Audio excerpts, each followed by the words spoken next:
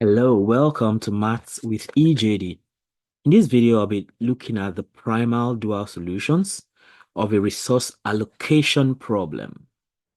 And the problem statement as projected is that you own a workshop that produces tables and chairs constrained by available labor and wood resources.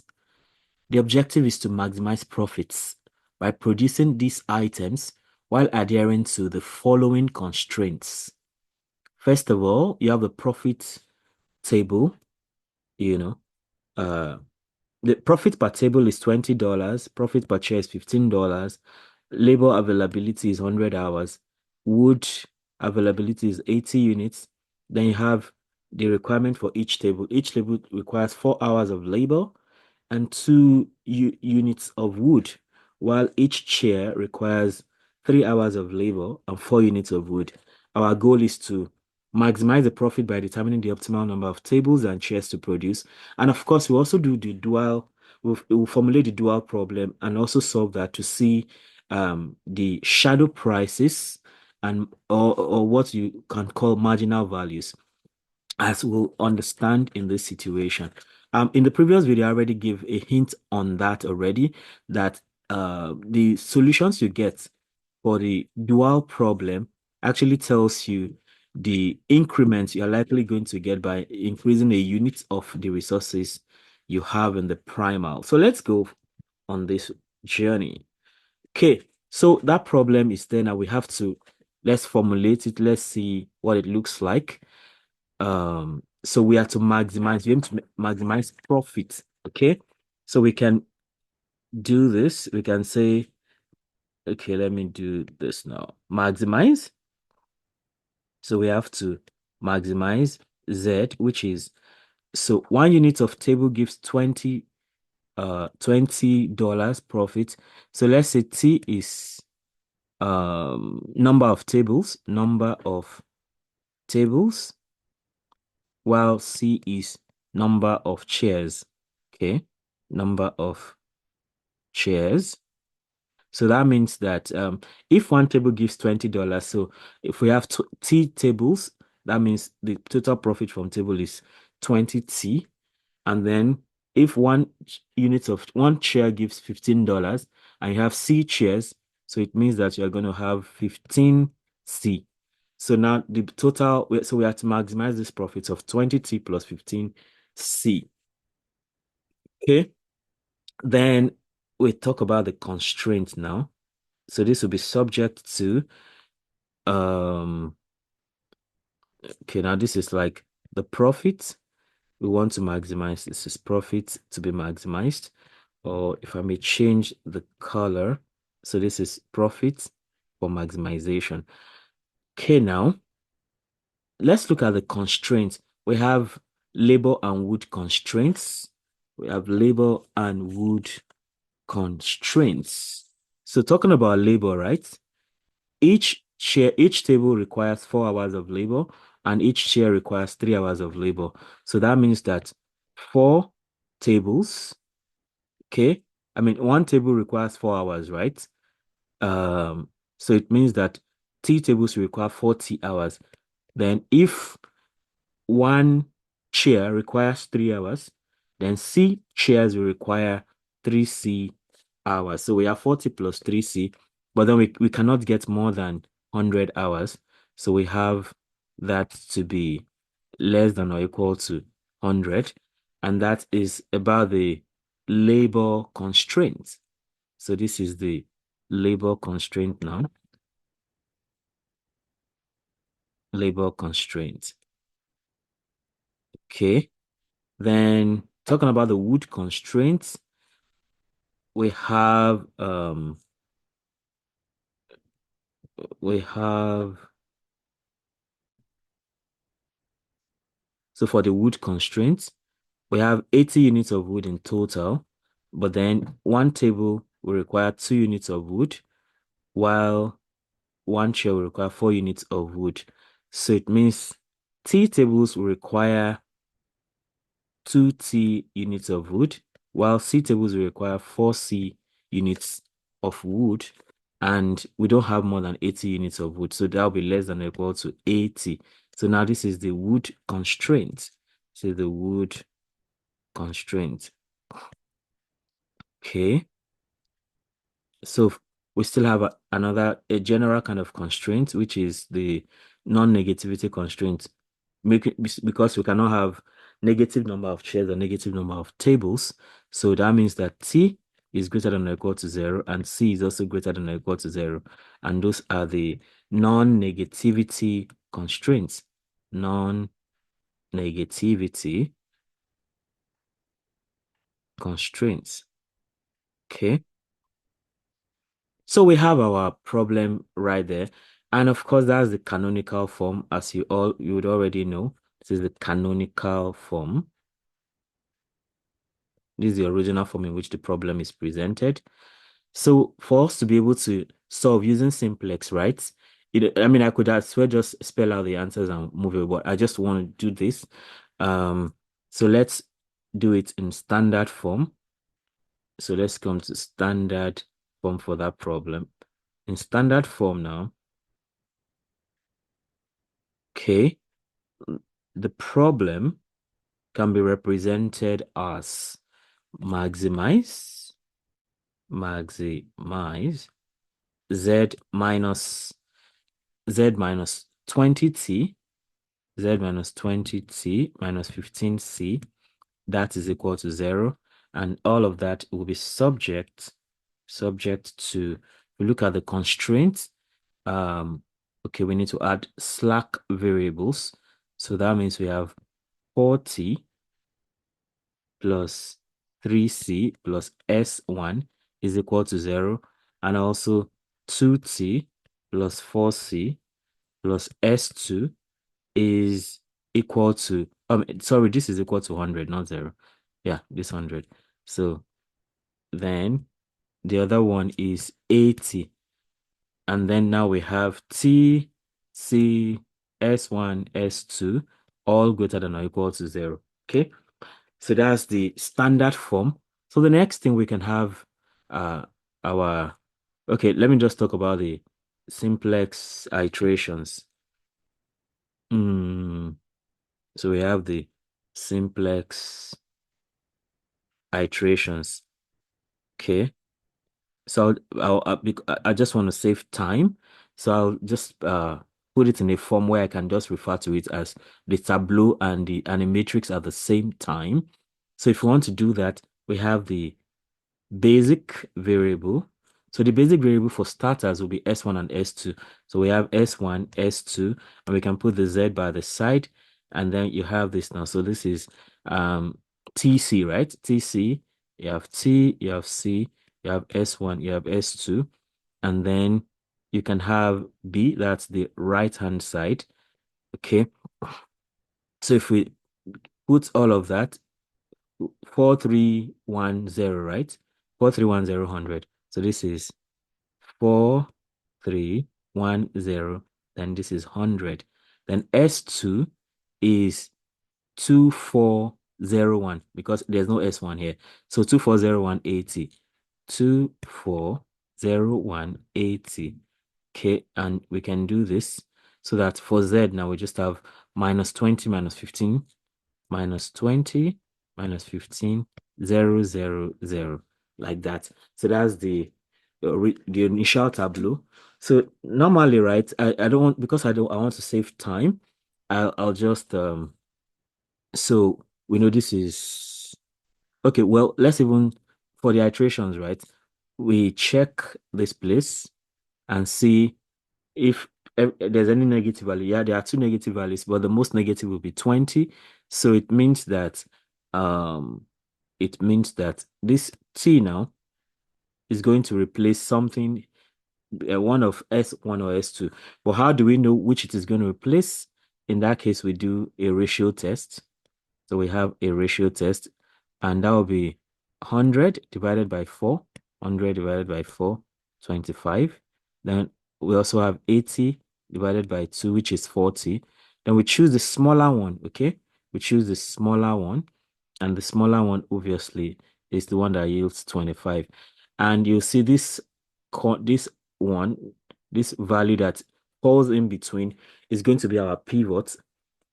And because it is our pivot, see what we are going to do. So because I don't want to waste time, I don't want to write it out and keep wasting time. So, for if you look at it as a matrix now, this is row one, this is row two, and this is row three. Because that is our pivot, right? It has to be one. So this has to be one, while everything below it has got to be zero. Okay. So, and the way to do that is to say row one, the new row one is going to be 1/4 of the old row one. Okay. Then, of course, the row two and row three can just remain. Now, we reserve their um, action till later. So, if you do this, see what you get. You have, so 1/4 times 4, that's 1. 1/4 times 3, that's 3/4. 1/4, 0/4. Then 100/4 is 25.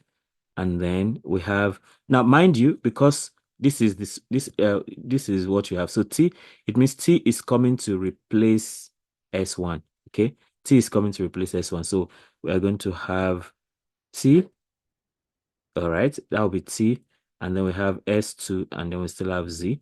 Okay. So that this is now 2, 4, 0, 1, 80, because R2 is remaining R2 for now. And then we still have -20, -15, 0, 0, 0. Okay. So since we have our pivots already to be 1, so this and this have got to be 0 each. And how do we do that? First of all, we can say that now the new row 1 is going to remain it's going to be still the old row 1, because we already have achieved what we want for that. Then the new row 2 now, because we want that to be 0, the new row 2 has got to be row 2 minus 2 times row 1. Okay, so that this is 2 minus 2, 0. Then the new row 3 is going to be the old row 3 plus 20 times the old row 1. So if you do this now, okay, we can have something like this. So this is number 1, 3/4, 3/4, 1/4, 0, 25, and all that. And then, so 2 minus 2 times 1, that is 0. 4 minus 2 times 3/4, that'll be 4 minus 3/2.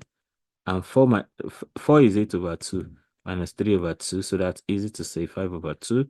So we have 5/2 here. Then the next one is 0 minus 2 times 1/4. So that'll be 0 minus 2 times 1/4. That'll be 0 minus half.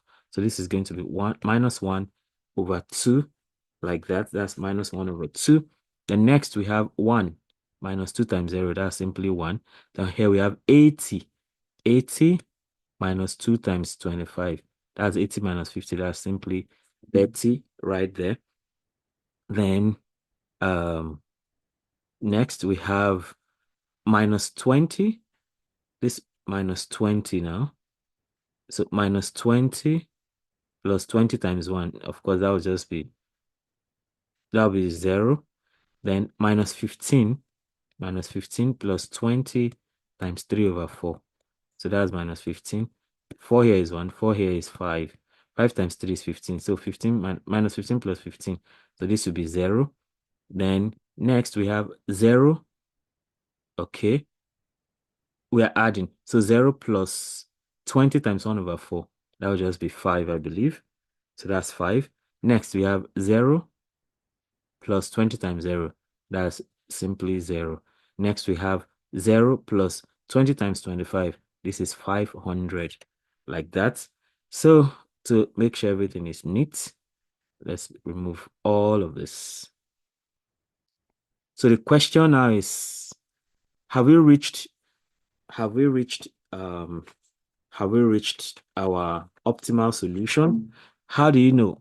Check this place. Is the solution optimal? Yes, for sure.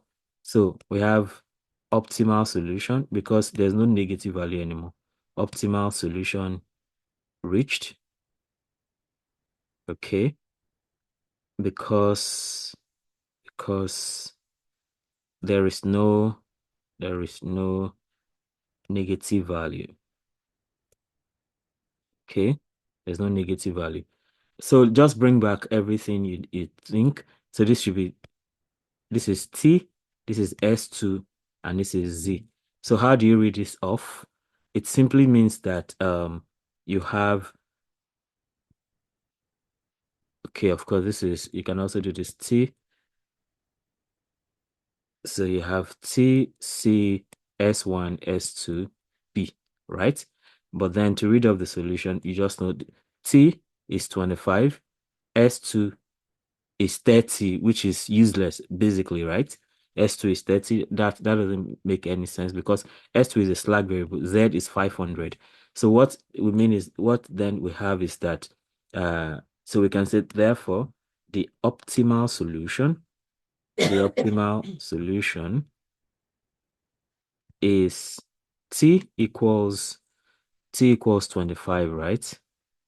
And C equals 0. Of course, anything that is not a basic variable at this point, right? So we already know this is basic variable. So anything that is not a basic variable is automatically 0. So T is 25, C is 0 with maximum objective function value, with maximum objective function value, Z equals $500. Okay. So what this simply means is that uh so we need to make 25 tables and no chairs in order to make a a maximum possible, is that correct? A maximum possible profit of $500. Okay, that's what the optimal solution is telling us for the primal. Okay, but we are talking about the primal dual. Now, the essence of the dual is to now tell you, okay, if you want to improve on your investment, what exactly can you now do? That is the essence of the primal. So again, so uh can we revisit? Can we revisit the primal problem? Revisit the primal problem. So if you revisit it, right, it is to maximize, Z equals 20T plus 15C, okay, subject to 40 plus 3C is less than or equal to 100, and then 2T plus 4C is less than or equal to 80, and then T and C are both non-negative. Okay, so from here now we want to get our dual problem formulation. So we can talk about the formulation of the dual problem, formulation of the dual problem. See what that is. So if you remember in the last video, right, we have certain rules we need to follow. So constraints here. So here we have, so from this problem, we have two constraints. So we have two constraints and two variables. Okay, two constraints and two variables. That means that the two constraints here are going to result to two. So they are going to result to two. The two constraints in the primal will result to two variables. Two variables. Two variables in the dual. Okay, and then the two variables in the primal. The two variables in the primal are going to also result to two constraints. Two constraints in the dual, okay? Because constraints lead to to variables, and variables lead to constraints like that. Okay, so we are going to have two variables like we already know. So um, can we then just have uh this? So the two constraints now we can just call them, say anything, say lambda one and lambda two.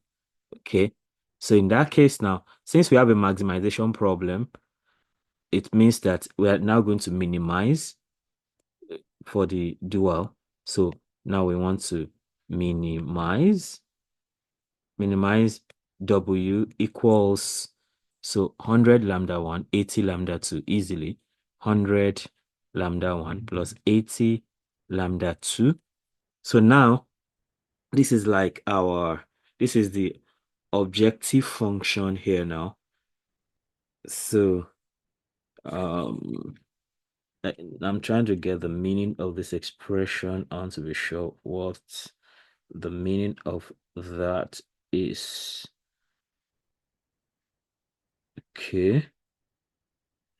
Yeah, basically, right? Lambda 1 and lambda 2 can be seen as shadow price for labor and wood constraints, respectively.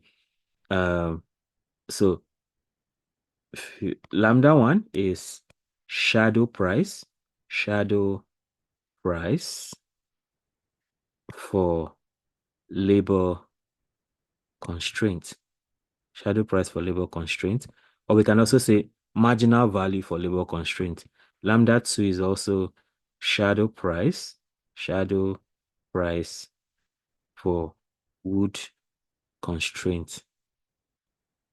So shadow price for labor constraint simply means that if you increase labor by 1 unit, the profit you are going to get is going to increase by lambda, whatever lambda 1 is.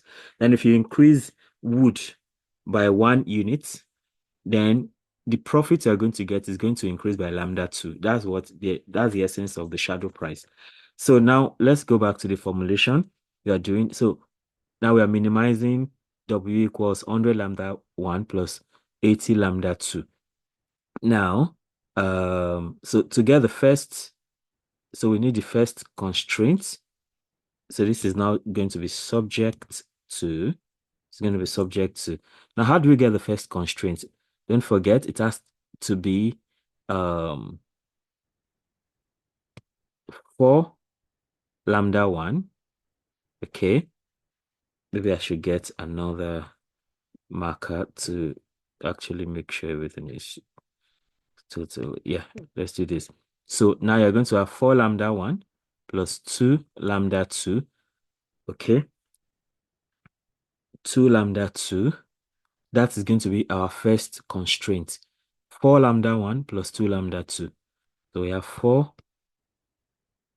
Okay, let me just use this. 4 lambda 1 plus 2 lambda 2. Now, how do you know what it is going to be?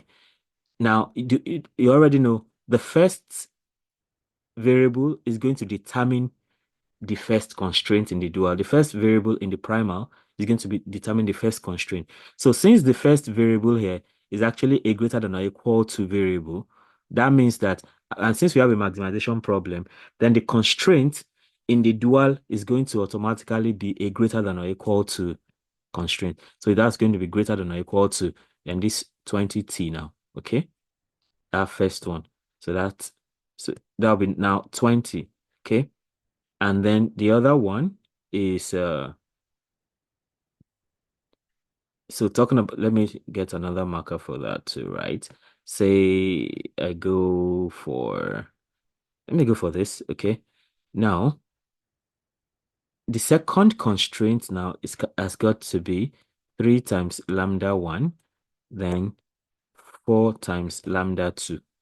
And then again, the second constraint is a greater than or equal to constraint. So automatically we are also going to have that it's the second variable is a greater than or equal to variable. So it means we are going to have a greater than or equal to constraints being since it's a maximization problem. So we have 3 lambda 1 plus 4 lambda 2 greater than or equal to 15. Okay. 3 lambda 1 plus 4 lambda 2 greater than or equal to 15. Now, how about the variables we have? Now we have variables lambda 1 and lambda 2. Now, the constraints you have is going to determine the constraints you have in the primal is going to determine the kind of variable you have in the dual. Okay. So the first constraint is a less than or equal to constraint. So, and whenever you have less than or equal to constraint like that, it means you are going to have, you're going to automatically have a greater than or equal to constraints in the dual. So this is going to be greater than or equal to 0, and this is going to be greater than or equal to 0, since the two constraints are less than or equal to constraints. Okay. So now this is our dual problem. Again, we can solve this to get the optimal solution. Now, if you remember the strong law of dual strong duality theorem and weak duality theorem, the strong duality theorem simply tells us that the optimal solution is going to the optimal objective function for the primal and dual are going to exactly be the same. That's for the strong one. For the weak one, the the optimal objective function value is going to be at least a lower boundary for the primal. So let's see how this goes. So now let's try to solve this problem. So again, this is you can take this is in canonical form. This is in canonical form. So let's make it into standard form. Let's go blue now, and then let's probably bring this. Okay. So in standard form, what do we get? Now you see, this is a minimization problem. So it's a whole new, these are first time of doing a minimization problem. Let's see how that goes. So minimize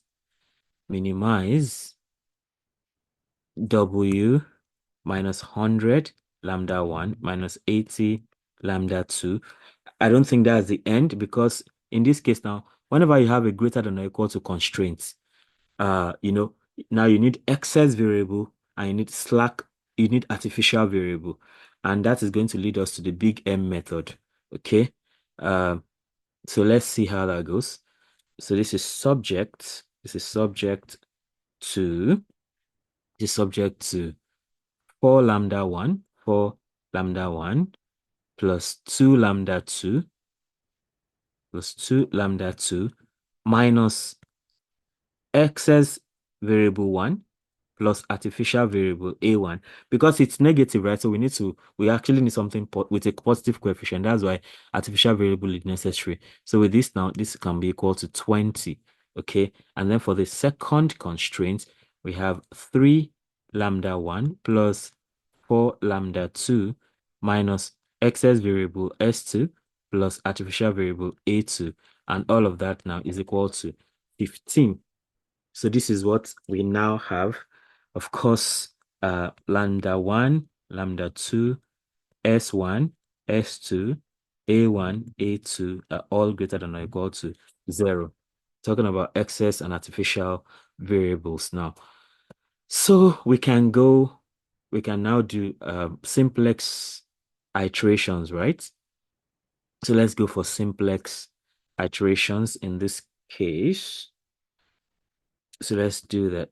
Simplex iterations. So again, I want to avoid having to make tables and come out of the table and do matrix. I just want to do one. So I just want to do everything at the same time. So let's follow carefully. So of course here now, our basic variable will be the artificial. We want to take every other thing as 0. So we have alpha A1 and A2 as our basic variable. So we have A1, A2, and then W. So this now. So we have lambda 1, lambda 2, S1, S2, A1, A2, and then we have the right-hand side. Okay, we have the right-hand side. Okay, so definitely we are going to deal with that. So if you look at this now, this is 4, 2, minus 1, 0, 1, 0. Okay, this is now 4, 2, minus 1, 0, 1, 0. And B now is 20. The right hand side, this is 20. So we can have this. Okay. Now, um, I guess I should have shifted that to the other side. Okay, well, we'll deal with that. So we have 4, 2 minus 1, 0, 1, 0, 20. Then for A2 now, we have 3, 4, 0, minus 1, 0, 1. Okay? 3, 4, 0, minus 1, 0, 1, and then we have 15. Okay? All that. And then for the W now, we have minus 100, minus 80, and the rest is 0. So this is minus 100, minus 80. This is 0, 0. Now, since you're using the big M method, so we have a value M here, and we have another value M in this case, especially in the negative sense of things, whereas this would be 0.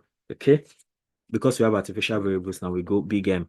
Now, again, we now do the usual thing. So you check. Now, in this case, the check is slightly different. The check is going to be focused on the two variables that really matter to us, our lambda 1 and lambda 2. Every extra thing you added doesn't really matter. So as far as these two, the value you have here, once they turn positive, then you have got your optimal solution. It doesn't matter what you have elsewhere, okay? So now, of course, it's not optimal because you still have negative values there.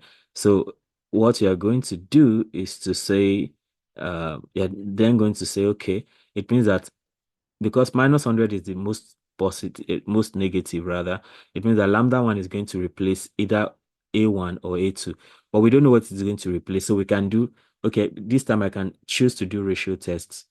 I don't want to do ratio test there because I need that later. Okay, I can just shrink this to make things easier. So I have ratio. So for the ratio now, I can have 20 divided by 4. This is 20 over 4, that is 5.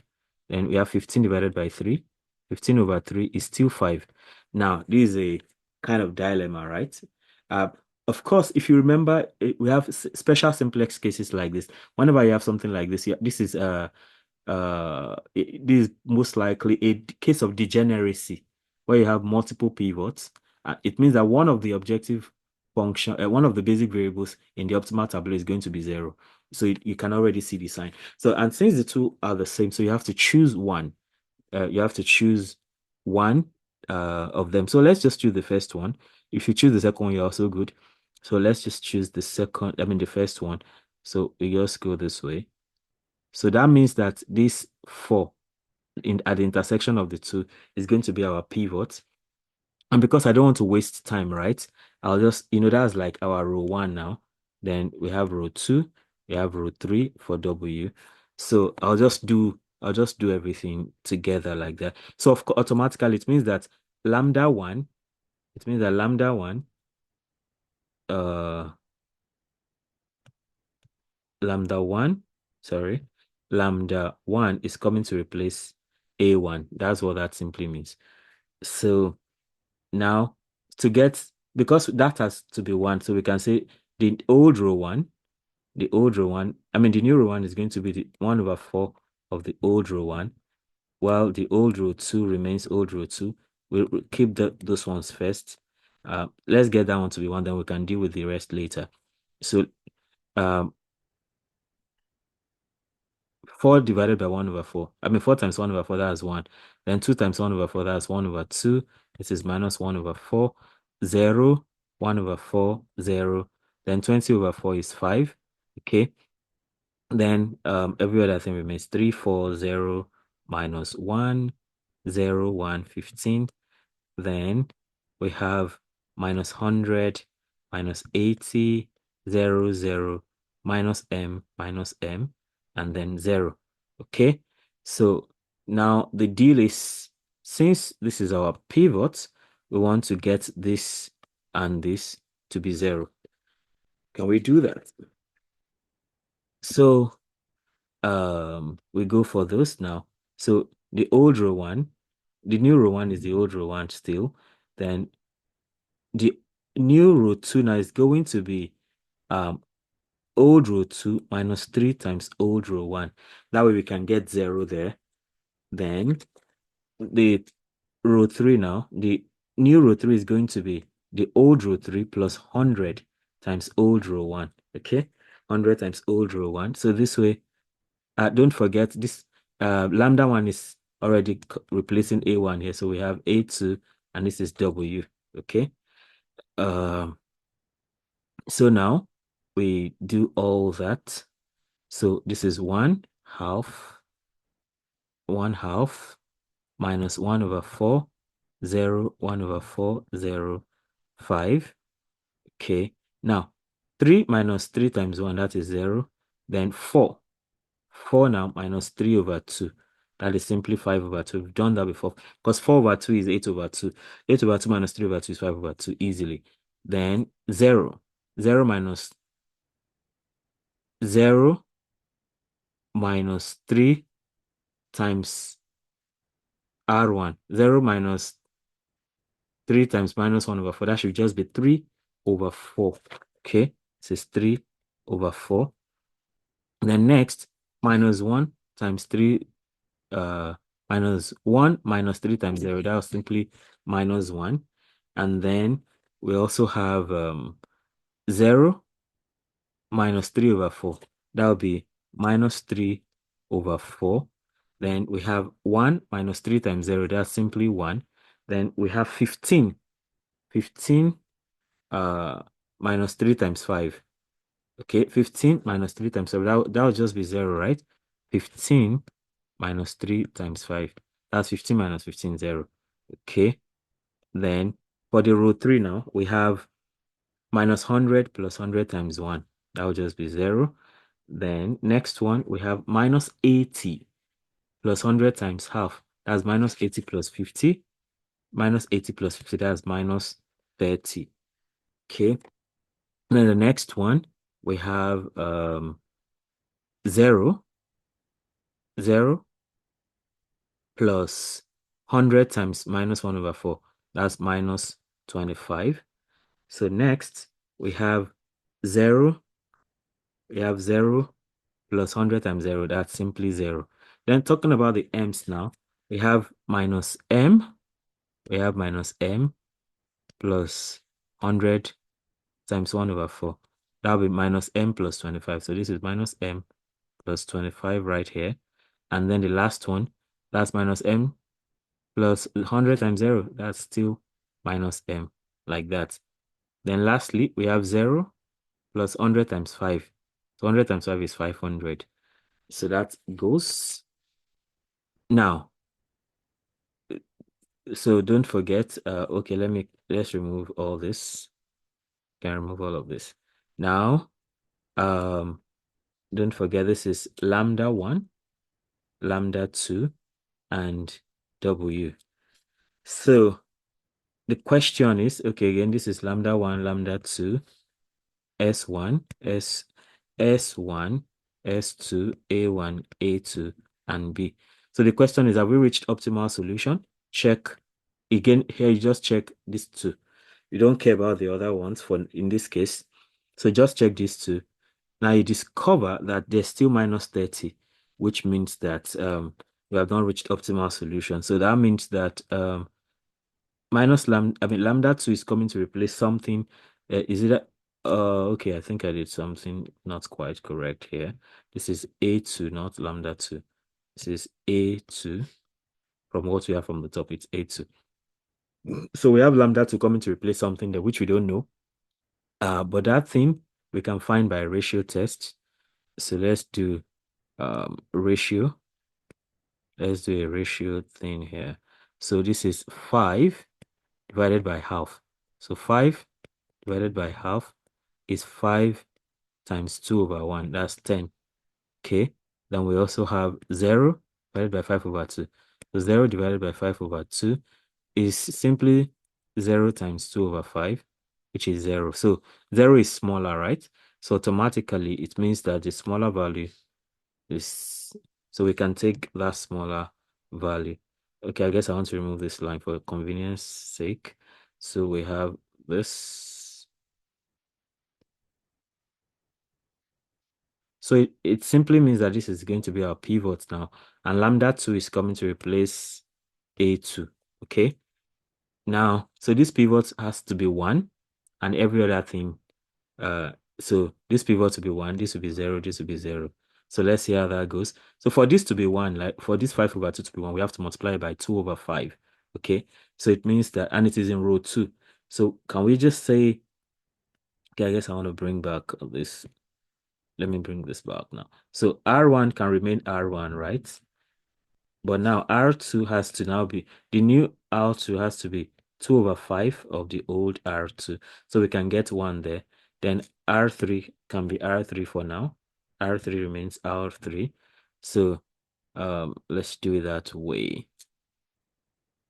So R1 is R1. So we have 1 half minus 1 over 4, 0, 1 over 4, 0, then 5, like that. Then so 2 over 5 times 0 is 0. 2 over 5 times 5 over 2 is 1. And 2 over 5 times 3 over 4. 2 over 5 times 3 over 4. That is 2 here is 1, 2 here is 2. That's 3 over 10. This is 3 over 10. 2 over 5 times minus 1. That's minus 2 over 5. Then 2 over 5 times minus 3 over 4. That's minus 3 over 10. Then 2 over 5 times 1 is 2 over 5. 2 over 5 times 0 remains 0. Okay. Then for R3, we just put back what we had there. 0 minus 30 minus 25, 0 minus M plus 25 minus M. And then this is 500. So this is our pivot in this case.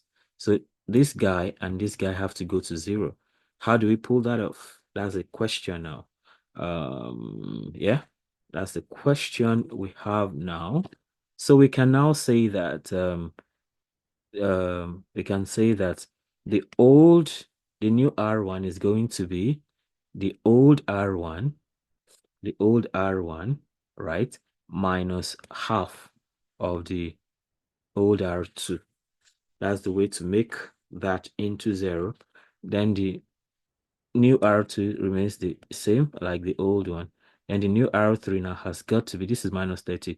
So that will be R3 plus 30 times the old R2. So that way we can get that place to be 0. So don't forget lambda 2. So this is now lambda 1, this is lambda 2, and this is W, okay? Because lambda 2 has replaced A2. So now let's do the matrix stuff. So 1 minus half times 0, that is simply 0.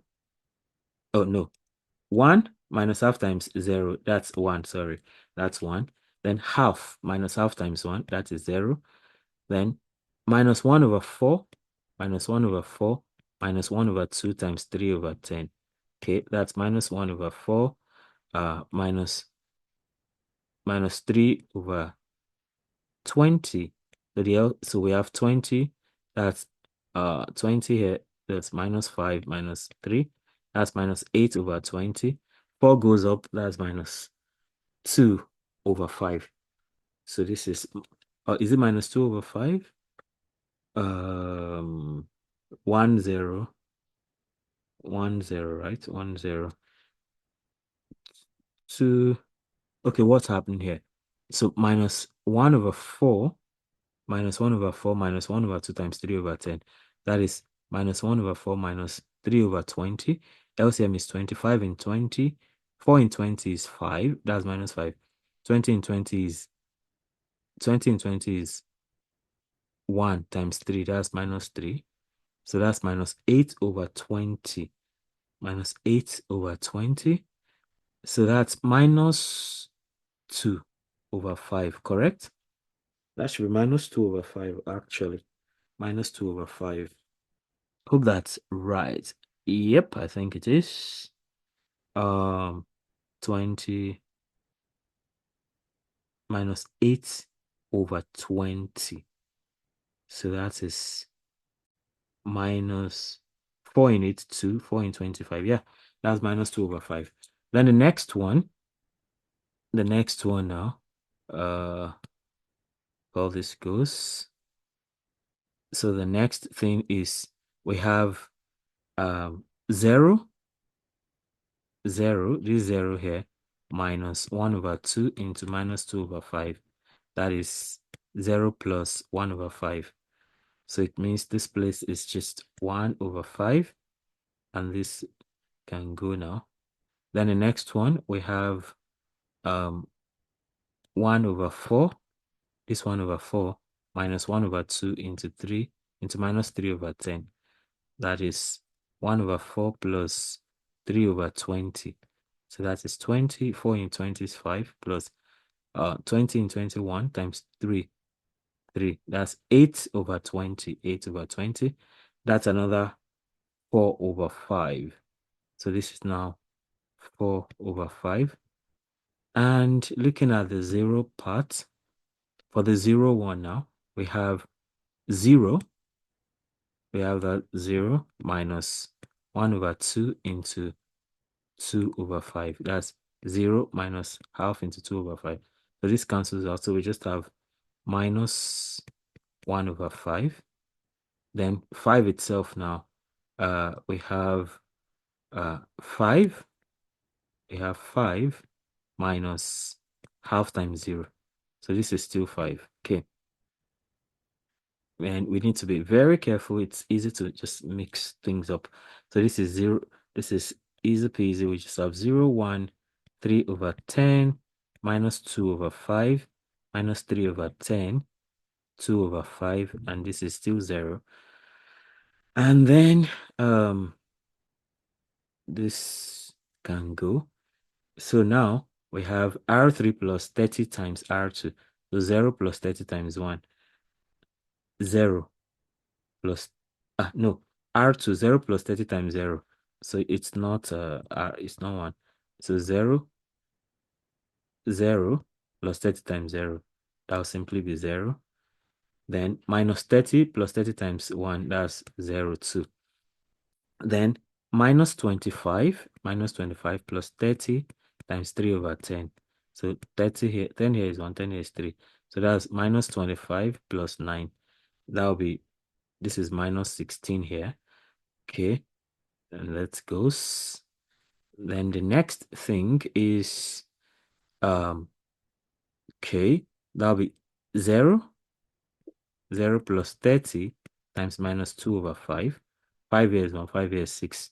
So this is minus 12. Okay, this is minus 12. So this is gone.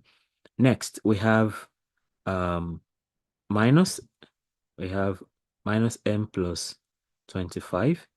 Minus m plus 25. Okay, minus m plus 25 plus 30 times minus 3 over 10.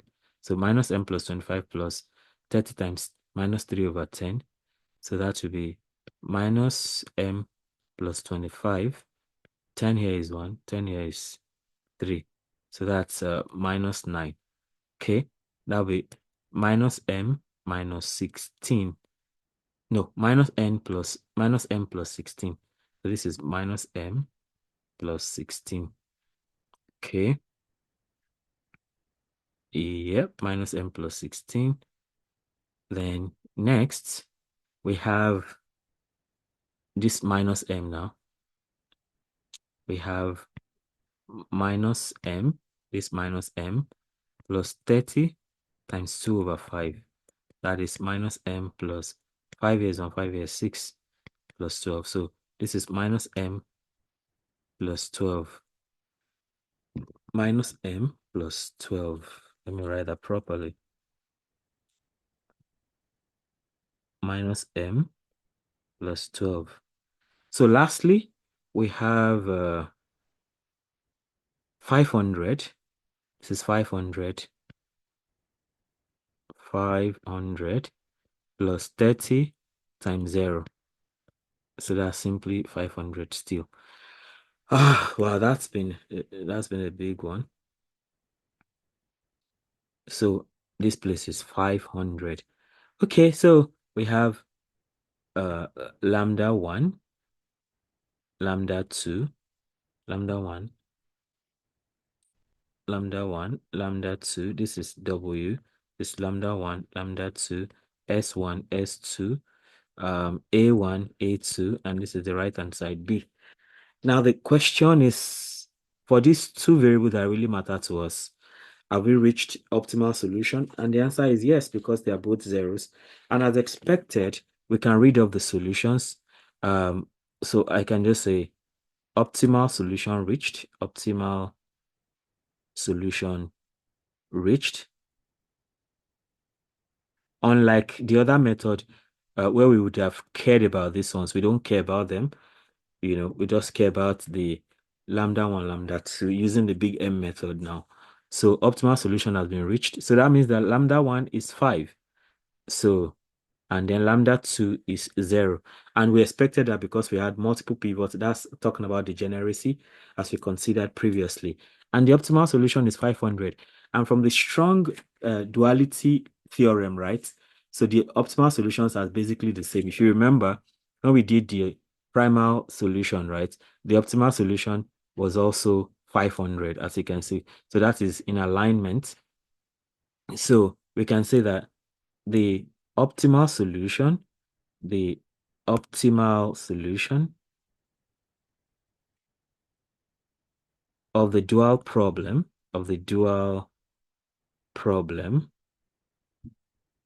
is lambda 1 equals 5 and okay, lambda 1 equals 5, lambda 2 equals 0 with with maximum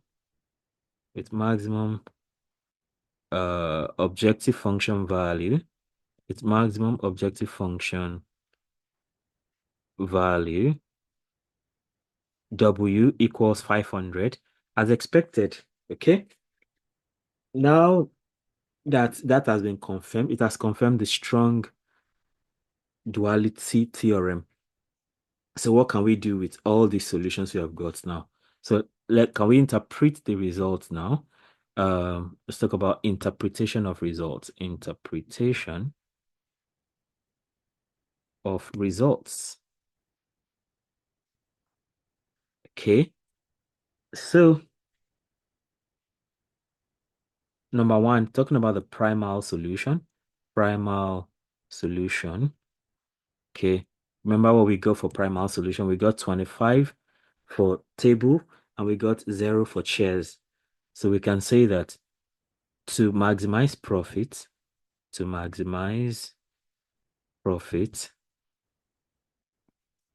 produce 25 tables,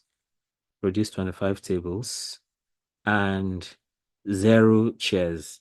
25 tables and 0 chairs, resulting in a maximum profit, of $500. Okay, that's for the primal solution. Then number 2, for the dual solution, where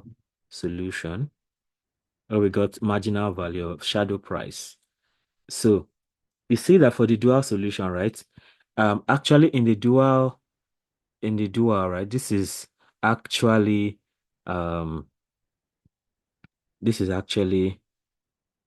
profit. This is profit from tables. Profit from tables. So that's the constraint for profit from tables. And this is profit from chairs. Profit from chairs. That's the meaning of that constraint. As opposed to the in the primer, right? We're talking about labor constraints and wood constraints. Here it is profit from table and profit from chair. So from the optimal solution we have got now, what does the dual solution mean? So you see that labor is such that lambda 1 is equal to 5.0, 5.0. So that tells us that the shadow price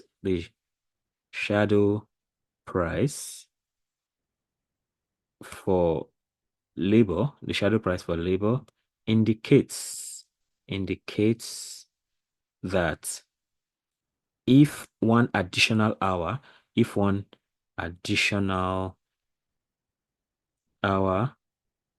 of labor becomes available, 1 hour of additional hour of labor becomes becomes available, the maximum profit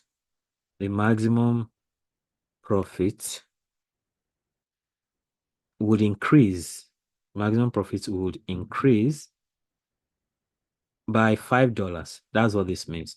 So this $5 we got for lambda 1, that's the implication that if for one additional labor hour, the maximum profit increases by $5. So this suggests that labor is a limiting resource. Labor is a limiting resource. Okay. So it means the more labor that is available, the more you can make profit. That's why labor is a limiting resource. Then let's talk about wood. So what did we get for wood? Wood is lambda 2. Okay. Oh, it's not number 3 actually. It's just wood on its own. All right. So here we just have labor. Then here talking about wood now. So for wood, lambda 2 is equal to 0. That's what we got, 0.0. So this simply means that the shadow price for wood is 0. The shadow price for wood is 0, meaning that increasing the availability of wood, would not affect anything, would not affect the current optimal profit.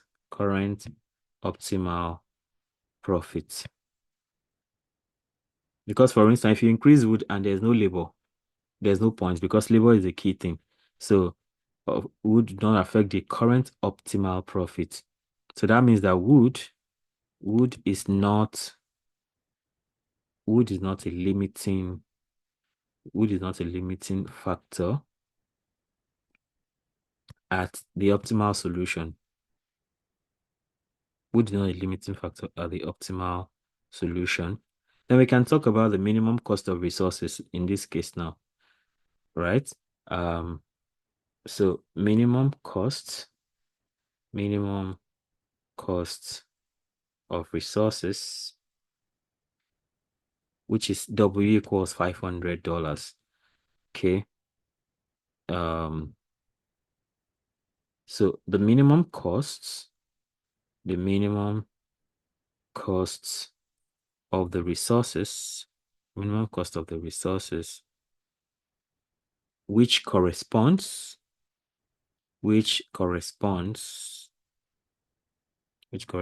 to the costs of using the labor and wood resources optimally,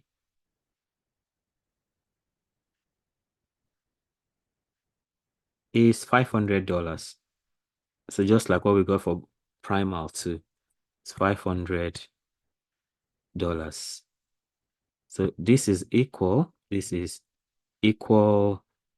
to the maximum profit obtained. Is equal to the maximum profit obtained in the primal problem, as expected. In the primal problem, so it's confirming the strong duality theorem. So confirming the relationship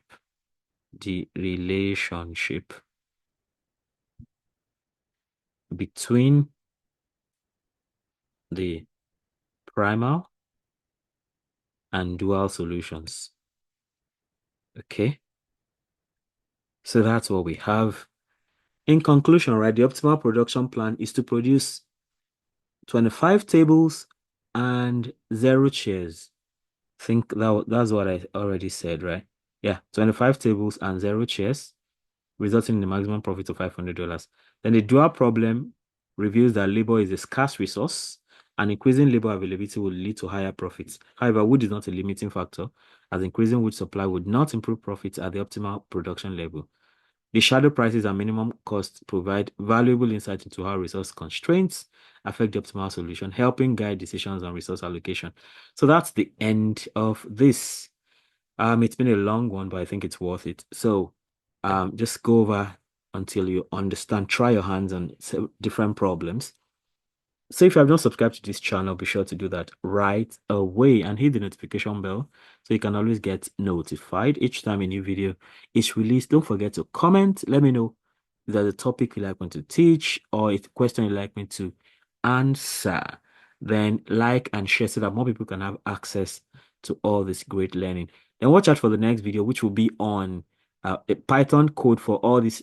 This thing that took 1 hour, explain the Python code but will probably not take more than 10 minutes. So watch out for that, which makes, so in case you have something more serious to deal with, coding may just be better off than all these manual things we've been doing. Till I see you, have a great time. Bye.